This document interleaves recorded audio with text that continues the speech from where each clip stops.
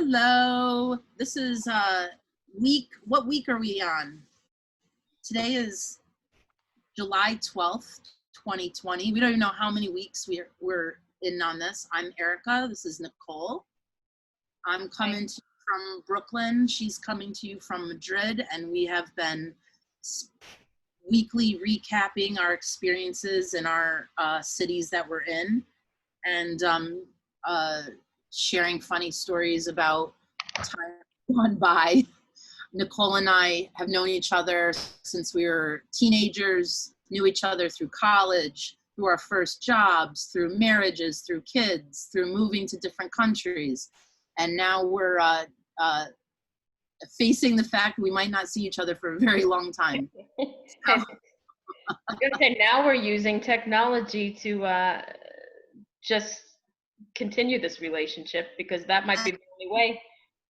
And we're of the very special generation. We're just slightly over 40, where we remember a time before the internet, and when you had to dial a phone that went this way. Yeah. And there was the dial tone and all those kind of things. And the positives and negatives of the internet. There's lots of positives, but there's lots of negatives too. And we've been through all that together. It's fun to like watch younger kids who just are, what are they called, natives? No, you mean the latest generation is called Gen Z. Well, but isn't anybody that was born into the internet, they're called native, or that's what they like? Have you heard that term? No, but it makes sense to me. Yeah, because they've only ever had a phone in their pocket, pretty much. Yeah. Yeah. Not us, but okay. So yeah, who knows? Did you ever have a beeper? Did I what? Did you have a pager? You didn't? You? Yeah, oh yeah. No. I had a boyfriend that had a pager and a boss. I thought that was the coolest thing in the world. Nah. I mean, I knew some people that did, but yeah, that's very 90s. That's very like mid 90s, no? I wasn't a drug dealer, but I had a pager. No, that you didn't have to be a drug dealer back then. Our mutual friend had a pager, right? No. No? So we were gonna talk about an old story. This morning I said, oh, we should talk about that. What was it? I don't remember now. And you forgot. We should talk about that time. It's always, I know, your anniversary is coming up. Yes, it is coming up this Friday. Nothing planned, of course, because what are we going to do? We're not going anywhere. We're not, we're going away Sunday.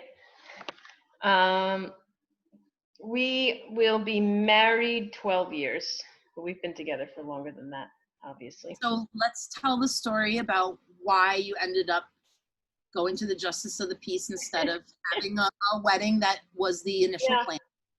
Initially, I've never been one of those wedding type people anyway, but initially we were going to have a small gathering of Eduardo's family, my family, coming together in New York, because his family's from Spain. And he got a job in Madrid and was like, I've got to go back there. And I'm like, you know what? A good job. I mean, it was okay, yeah, for the time. And I was like, I'm going to go. I don't want to stay here anymore. Let's just do this quickly and get the. So, you know how those things go. You apply for the license, go through all that crap down at the city hall. And then I don't remember how they choose the date or what. They give you a date or they give you an option, and it was a Thursday. It was a Thursday, but for some reason I had taken that week of vacation. I don't know why, because I think it was the summer Fridays, and it would only be 4 vacation days to take a week off. And I just had, it was like a staycation week where I was like using that week to get things done. I kind of remember that. And you said, oh, I know you're around. Will you come to my wedding? No one was invited. It was just my brother, Nick, and my mom. and I just happened to be off. So I came, and it was so beautiful, and I really loved it. And I'd never experienced a Justice of the Peace wedding. And wait, did my sister get married before? That's a good question. I think she got married before me. I got married first, and then my sister got married, because she got married at the Justice of the Peace in Boston, which was a different experience. And then Ronnie's sister got married at Justice of the Peace in Staten Island. So I have kind of experienced it afterwards. It's really, Manhattan is the most turnover. Or that's where it occurs the most. Yeah. It was like they were just, okay, next. But I remember, if I'm right, see, I can't remember correctly, but I think I don't know if they tell you a time, or they say come between this time and this time, and you just wait in line. But I remember it was early. It was like 9:30, 10 in the morning, and it was over in like 2 minutes. I mean, we didn't wait very long. And so the funniest part of the day, of course, you knew that something funny was going to happen. One, you love seeing, it was summer, but you see some of these brides in like shorts and t-shirts. It was really hilarious. But the best part that we'll never forget is Nick being, go ahead, you tell it. Okay, so yeah, I'm glad you started off with that, because we weren't dressed up like it was a wedding. I had like a green dress on. Actually, I know the dress I was wearing. It was a green Madonna. It was Madonna's contribution to H&M. Oh, it was like a Madonna collection. Yeah, collection. Mad. I'm like, I don't have money. I'm moving to another country. I'm not getting what am I going to do? Get a gown and put it on in 105-degree weather for 2 people? So anyway, yeah, we get there. My brother and my mother met us. I think I picked them up in Grand Central, went down. So we're waiting, and I think this happened before I got married. No, this thing I'm about to say? Yeah. Yeah. We were sitting in this waiting room. We were in the waiting room, and my brother suddenly, because the witnesses, the official witnesses, were going to be my brother Nick and my mother to sign it. All of a sudden, my brother goes missing. Now, he's about 20 years old at the time. Where the hell did he go? Comes back. Now, in the midst of all this, we're sitting with this family who was about to get married, and they were older.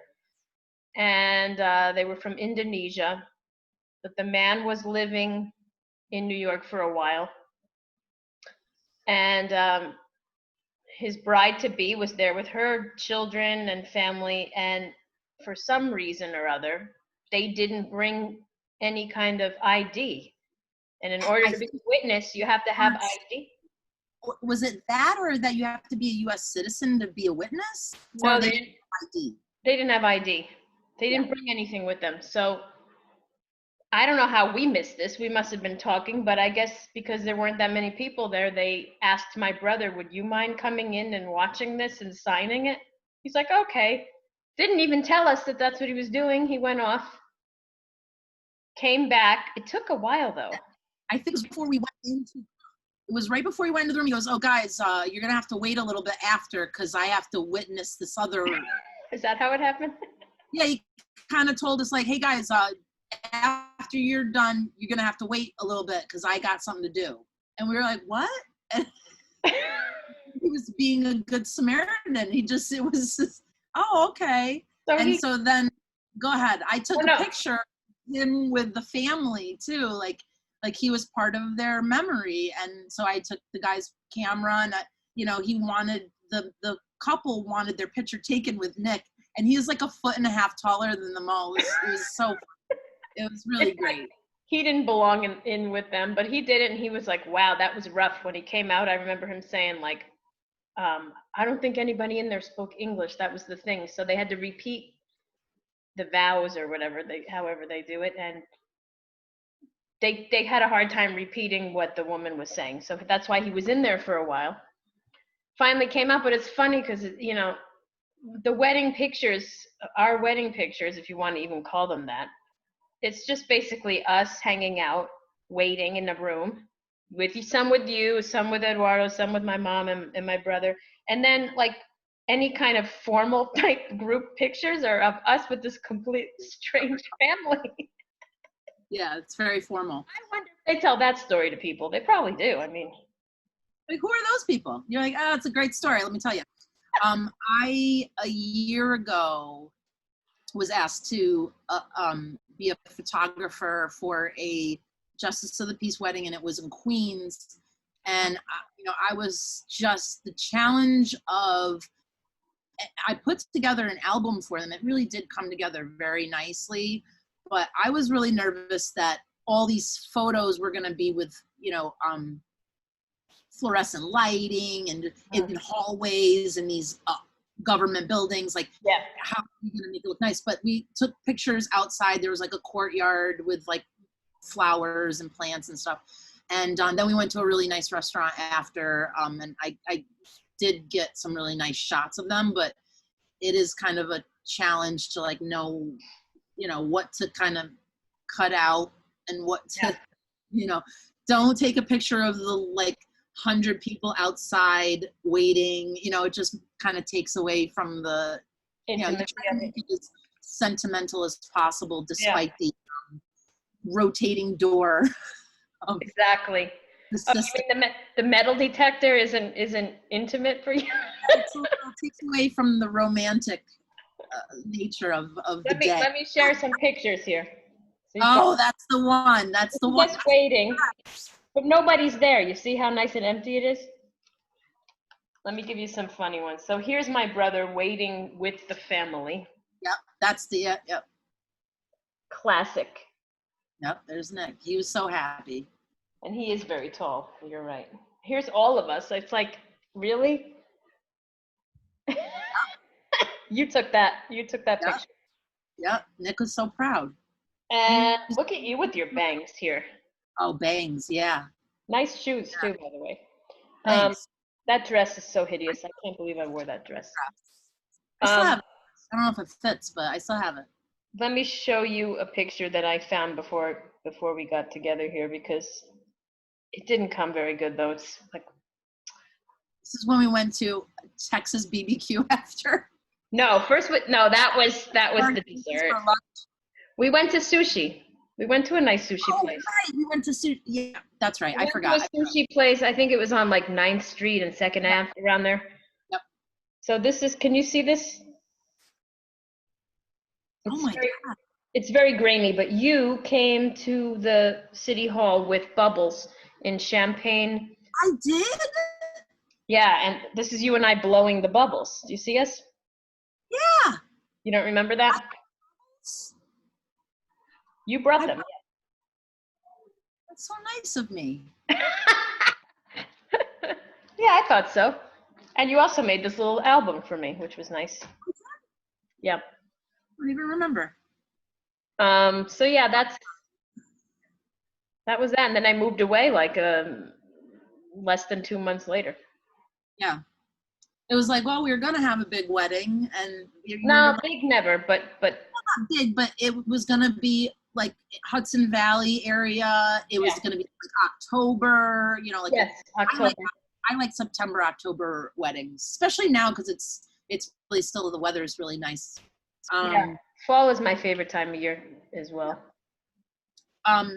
So that was a good memory. How many years is it? That was 2008. So 12. Yeah.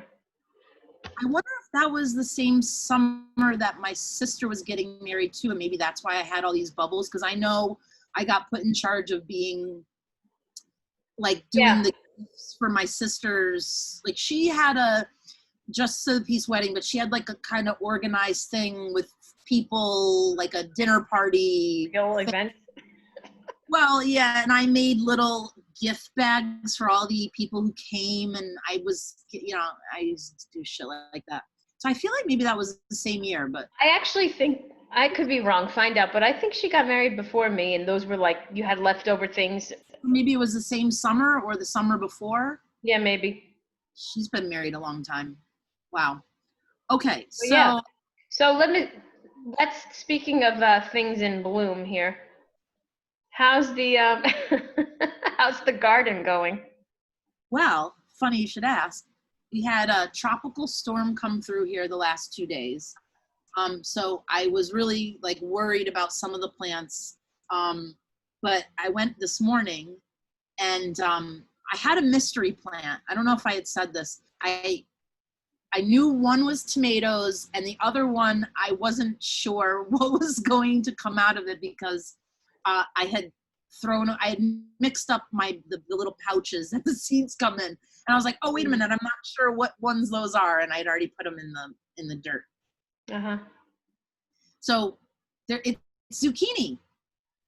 And I plucked my first zucchini this morning. Can you turn that around? And I need to make sure that is an actual.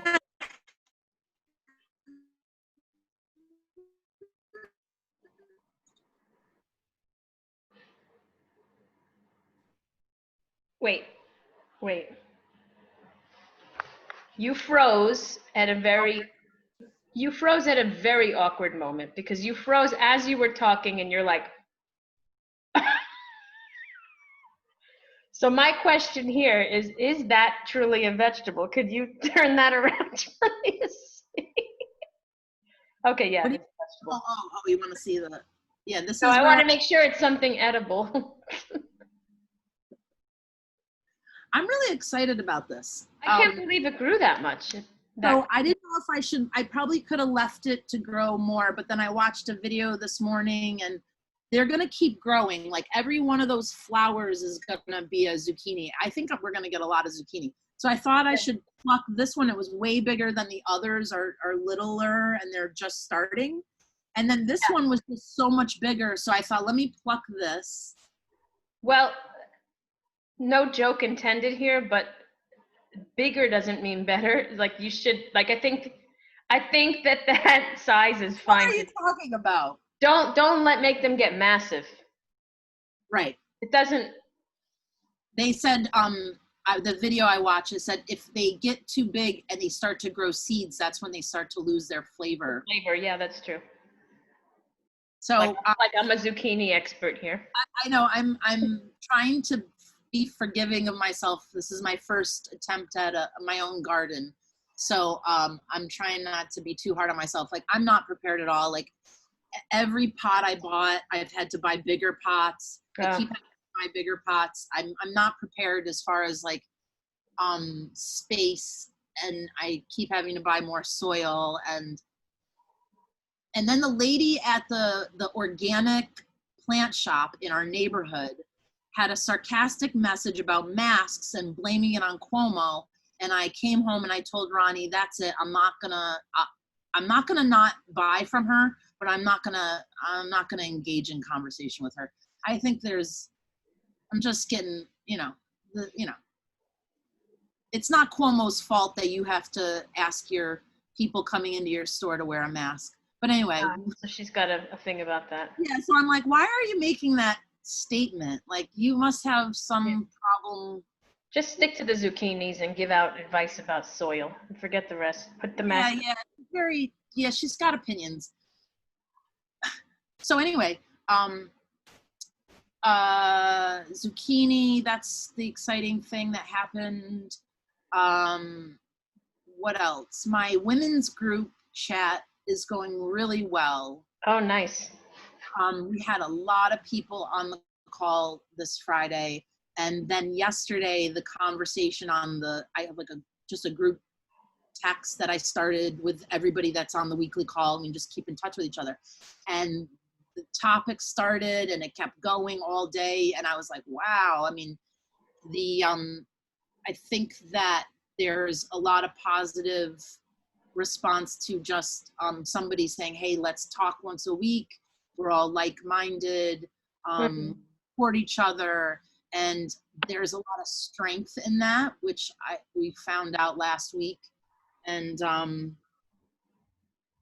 I don't know what will come of it. I'm kind of just enjoying connecting with these people, and I think that something good could come out of it. But that's Do you have like an agenda for each, like, do you have just a conversation per week and an agenda, or how's that?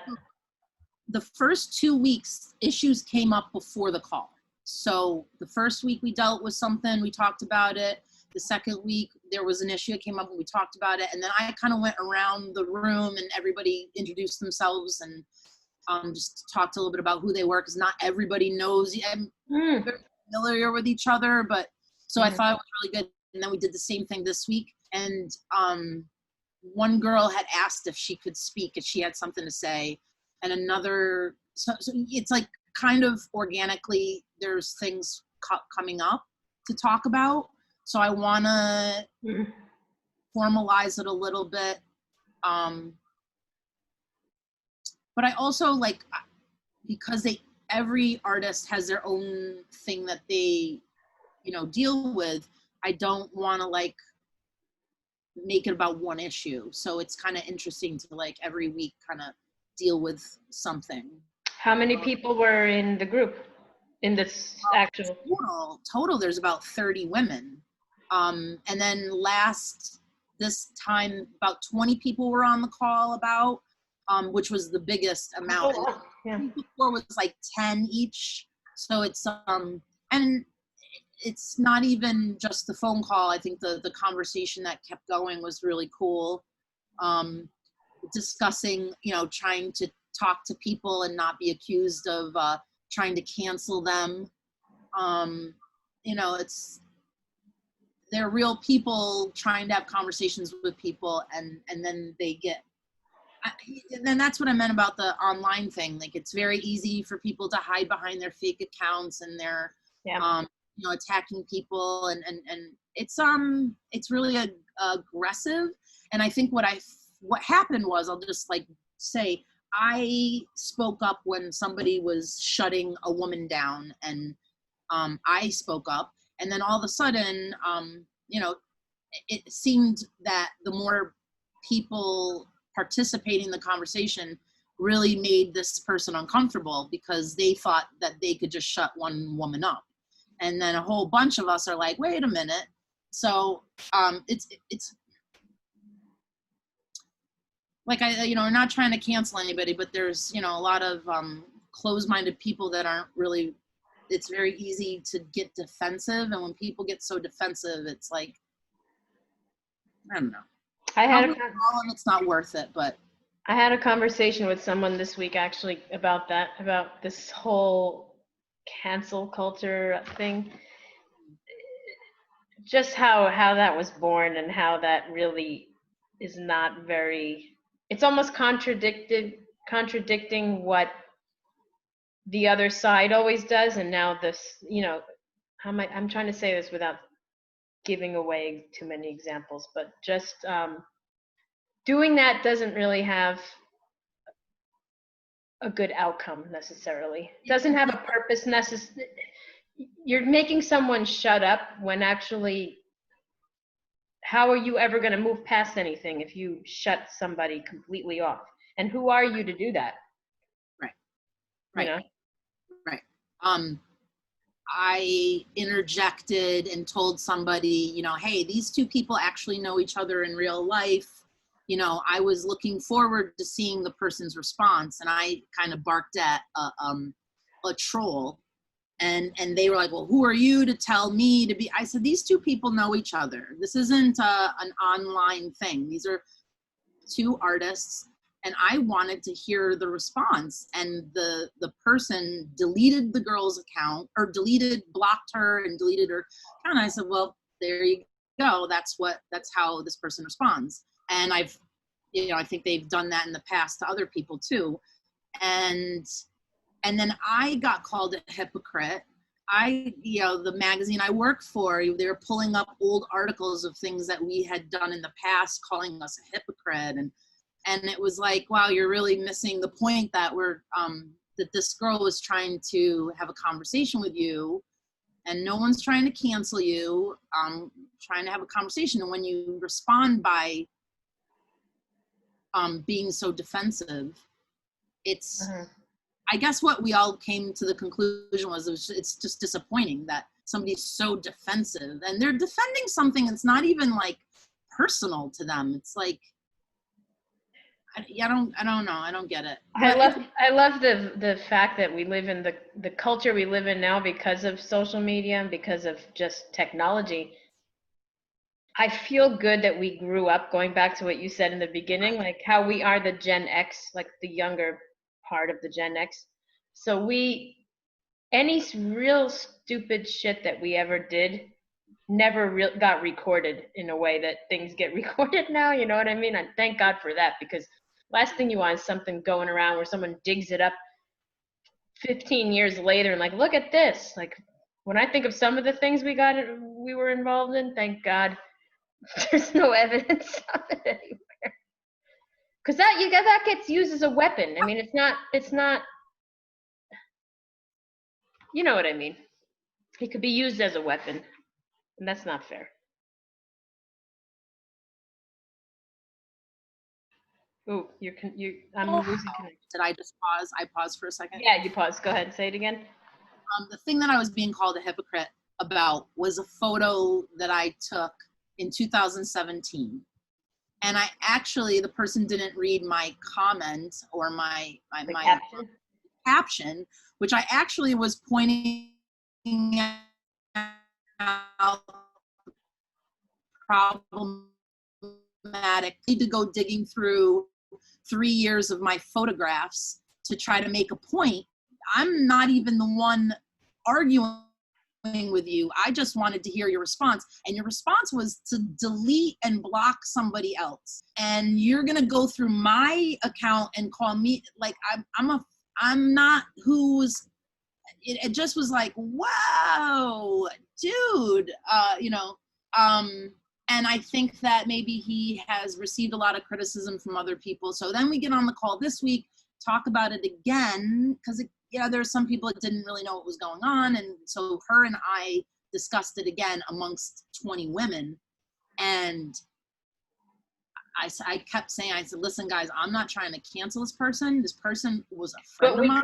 We could if we wanted to. Well, hey, listen, I can't control other people's, No, but the guy is a friend of mine. An acquaintance of mine. I think he's done some things that have been kind of, but who am I to, I'm not judging you. I maybe think you've done some things that are weird and questionable, but hey, who am I? I'm just over here. Exactly. I don't know. Should you be flattered that someone even cares that much? That's the other thing. That was the thing that he goes, and who do you think you are anyway? And I was like, well, you're getting pretty upset. He put a post on his account. This guy has 17,000 followers. He's well known by people in New York. He's he put up a post Friday night. It said that he's canceled. I'm canceling myself so no one has to do it for me. So the next day is when I get all these screenshots of, oh, you're a hypocrite and all this stuff. And I was like laughing because I was laughing because I was doing a stoop sale at my house, selling my junk with my, you know what I mean? Like, okay, guy, whatever. And he said, well, who do you think you are? And I was like, well, I clearly got under your skin. So, The question isn't who do you think you are? Maybe I am somebody. Yeah. I don't know. I was just trying to have a conversation with you about your problematic points of view, and I thought you were sorry to change this topic. I just noticed. I thought you were drinking beer. Coffee. No, but it was like in a beer glass. I'm like, she's drinking. It's my watered down iced coffee. Okay. So anyway, that's all. This street art is interesting. It's the point I continued to make is you can be an artist and sit in your studio and draw beautiful paintings and try to get them into galleries and try to get them into whatever. Street art is a conversation. Graffiti is a conversation. If you're putting your stuff into the public space, people are going to comment about it. They're going to have an opinion. They're going to feel a way. So you have to be ready for that. And it's fucking toughen your skin up. And it's going to make, and if you're going to defend something that you came up with, like it's your baby, and get so upset, it's fun. So I feel that without trying to cancel this white man, the group of women are really feeling unified, and I think that we could do some cool stuff. I'm gonna ask one of the people to come up with like maybe some design ideas, like a graphic design of like what our like logo looks like or something, and maybe have a show or some sort of event at the end of October. I love that. That's like, great. and maybe charity or something, like give the money to charity or something. And so like I've kind of thrown around the idea of like from now to November, if everybody's, doing their art, whatever, maybe donating one piece that you come up with during this time. And I kind of have an idea of a piece that I want to do too. And I don't know, just keep talking with them every week. Other than that, I want to also talk about this one thing. I know I texted it to you this week. And just like where we're at, and I'm trying not to get depressing at all because I want to be funny. Well, but a mutual friend of Ronnie and ours, or somebody that we know, is a physical therapist.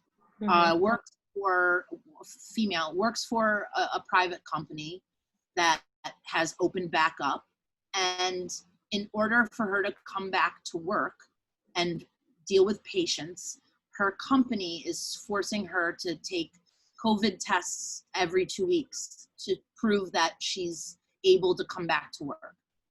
This company is making her absorb that cost. And I don't know how much it is there, if you were even aware. That test that she's taking, and now this is like spinning in my head, is $150. So that's $300 a month that this professional woman is absorbing to go to work. Yeah, it's contradicting. Well, of course, I understand the point of paying for it. Yeah, I understand the point of the testing, but I don't understand the point of mandating someone else to pay, like the patient to be paying for it. She has to pay to be eligible to go back to her job. And I just put myself in her shoes, and I think how many women our age are in professional jobs. I'm not even talking about, because then you start to think about the poorer people in other situations who didn't go to college and have professional careers. And I'm thinking to myself, that's one scenario. How can these people force their employees to cover that cost? And that's just one story. And I just want to say that out loud because I don't know if that is being talked about, but this is where we're at. We need healthcare. We need proper healthcare in this country. Yeah. And it's so fucking staring us in the face. It's so obvious. And I don't know where to go from here. Like, I don't know what kind of job I'm going to be able to find that isn't going to say, well, there's all these hoops you got to jump through. People, the money's being allocated in the wrong way, first of all. And I could even tell you, I didn't tell you this, but I'll keep this brief. You know, that whole stimulus check, the $1,200. So Americans abroad are eligible for that. I never bothered to look into that for a number of reasons. I'm not even going to say because we're recording, but I can tell you right now, because this is fresh, in the past 2-3 weeks, the few Americans that I do know, a lot of them who have absolutely no financial problems whatsoever went to the ends of the earth to try to get this $1,200. And I wrote to the only person that I really talked to, who's my American friend here, and I wrote her and I said, did you apply for that? Because the kids are also eligible for 500 apiece as well. And she said, and I was so glad to hear somebody else on my wavelength about this, but she said, no, it never occurred to me to Pause do for a that. minute. Oh, sorry. She You said pause. it never occurred to me to do that, because why would I use funds from that country when we don't live there? If I'm going to get funds, it's going to be from the place that I'm putting into. In a way, it's like very opportunist and it's like it's stealing in a way. Don't you think? Like, I don't want. Why would I? But Why am I $1,200. going to go through hoops to get $1,200? That's fucked up. But what about, I mean, the loans though, the small business loans that these millionaires got, and the Catholic Church, the Catholic Church needed, I'm sorry. They don't even pay taxes, these They don't organizations. even pay taxes. What the fuck? Yeah. I'm mad. So $1,200. I mean, that's just being an asshole. You're right. I think but so. The assholes that are really fucking us are well, anyway. Go ahead. People look at me and they're like, well, why aren't you taking advantage? Exactly. I'm not taking advantage. That $1,200? I mean, Jesus Christ. I mean, really? That's it too. I don't think there's anything else coming. I don't know. That $1,200 was, I think, how many months ago was that? I mean, No, that was about 3 months ago. Easy. Yeah. Well, here we are. I don't know. I hope to see you next July. Next July. In the physical sense of seeing you, you know, like like a year from now, I hope I see you without a shield and a screen. Maybe I'll even get to hug you. Who knows? So, well, who's going to be able to leave whose country? Right now, I can't come there if I wanted to. No, I can't go there either because I won't get back. Right. Do you know what I'm saying?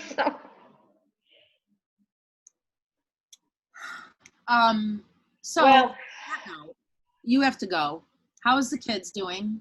I'm gonna go. I'm just gonna say that next week we're gonna have to take a break from this, which is fine because we just gave a good little thing. We'll have more to talk about when we see. I'm going away next week. I can't wait. And hopefully I'll have some stories to tell you when I get back. Awesome. Although I won't be near people, so.